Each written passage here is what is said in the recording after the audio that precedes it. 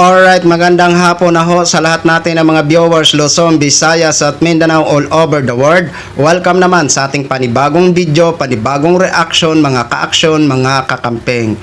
Eto na nga ho mga ka-aksyon. Sumagot na ho ang ating lakwatsirang Vice President. Sumagot na ho ang Los Tayerang Vice President na si Sara Duterte. So, nagpahayag nga ho ng pangamba si Mr. President Bongbong Marcos na kung sakali manalo ito si Sara bilang presidente ng Pilipinas, so nangangamba ho si Pangulong Bongbong Marcos baka baguhin ni Sara ang kanyang mga pulisiya na sinimulan. So eto ho ang naging sagot ni Los Tayera. Wala naman daw pulisiya na naimplementa. Wala daw babaguhin dahil wala naman daw ginawa. So, ang dapat daw baguhin, eto, bago tayo magtuloy-tuloy, panoorin at pakinggan ho muna natin ito. Wala naman siyang pulisiya na na-implementa.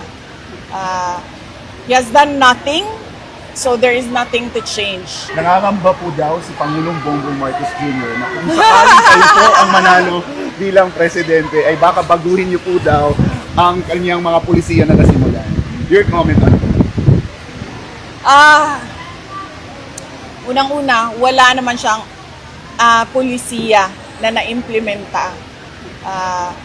He has done nothing, so there is nothing to change. Ang kailangan natin baguhin, moving forward past BBM is yung paninigurado na meron tayong maunlad at mapayapa na bayan na hindi natin nakikita ngayon.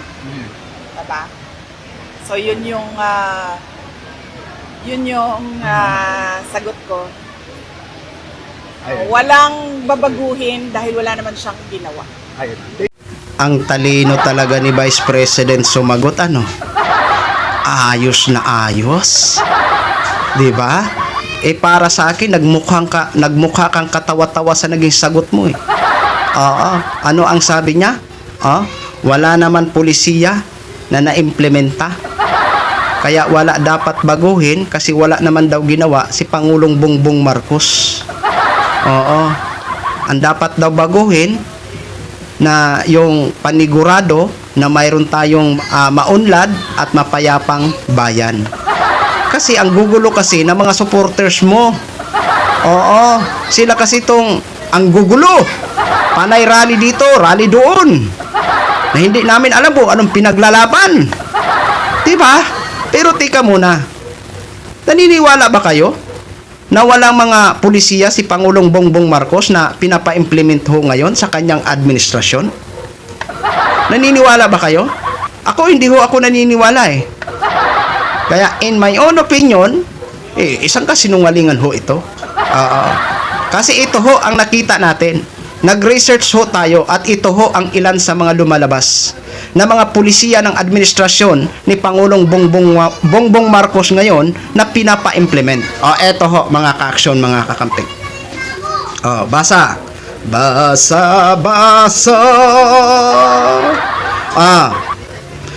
Una, pagbabawal sa pugo. Ipinagbabawal ang operasyon ng Philippine Offshore Gaming, Operation Pugo, dahil sa mga ugnayan nito sa mga illegal na gawain.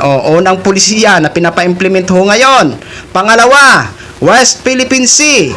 Pagpapatibay ng mga alyansa sa mga kaalyadong bansa at pagpapalakas ng depensa ng teritoryo kabilang ang pagpapalawig ng Enhanced Defense Cooperation Agreement EDCA. Pangalawa yan ha. Etong pangatlo ho, mga ka-aksyon.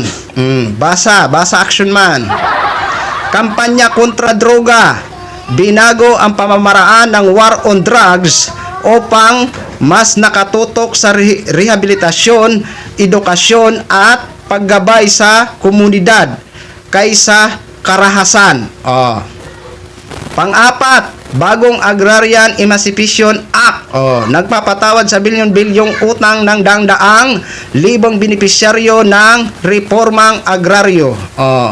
Panglima, Public-Private Partnership, PPP, HUD, nagpapadali at nagpapabilis sa mga proseso ng pamumuhunan at pagpapatayo ng mga infrastruktura katuwang ang pribadong sektor.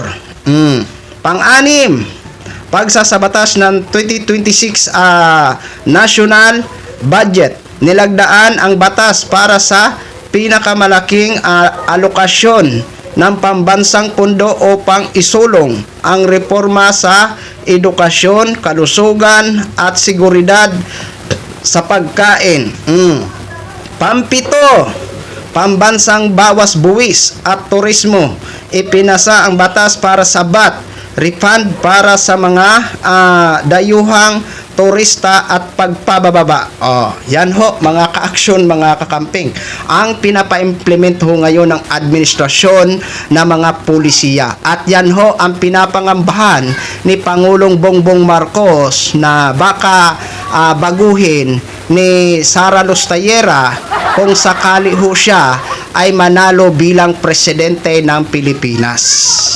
Wag naman sana buyag.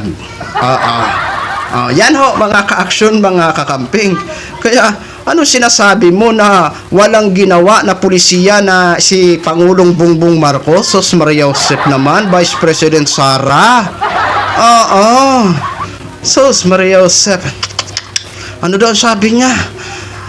Ang dapat baguhin yung paniguradong may maunlad at mapayapang bayan. Paano ho tayo mag-unlad kung may mga di umano'y ganito na mga opisyal na kung makapaggasta ng kaban na bayan, akala mo sa kanilang sariling pera. Katulad mo. Di ba? Grabe ka kung gumastos. Ngayon, sa oras na pagpapaliwanag, ano, ginagawa mo? Di ba? Iwas-iwas. Ngayon, ano ang sagot mo? Diyan sa impeachment ang kinakaharap mo? Gusto niya ho mga ka-aksyon. Hinihiling niya ho na ipabasura ang article of impeachment. Ibig sabihin, takot na takot ito si Vice President na humarap. Kasi siguro, wala siyang isasagot. Di ba? Iyan naman talaga eh. Di ba? Iwas ka ng iwas. Di ba? Sabi mo, harapin nyo sa tamang quorum. Ngayon, di ba? Mag-uumpisa na ang impeachment trial laban sa iyo. Bakit ngayon hinihiling mo na ipabasura ang article of impeachment? Hindi ka na ba nahiya nun? Tatakbo-takbo ka ng pangulo pero umiiwas ka sa pananagutan? Di ba? Sino susuporta sa iyo? Sa bagay, yung mga DDS. Di ba? Yung mga DDS. Nasabi pa ng mga DDS, galit sa korupsyon. Pero nang may inaresto na may kinalaman sa flood control project, ayun, pre for Jinggoy. Kung hindi ba naman mga syunga-syunga, galit daw sa korupsyon, ngayon may kinulong, pre for Jinggoy. Gawa-gawa lang.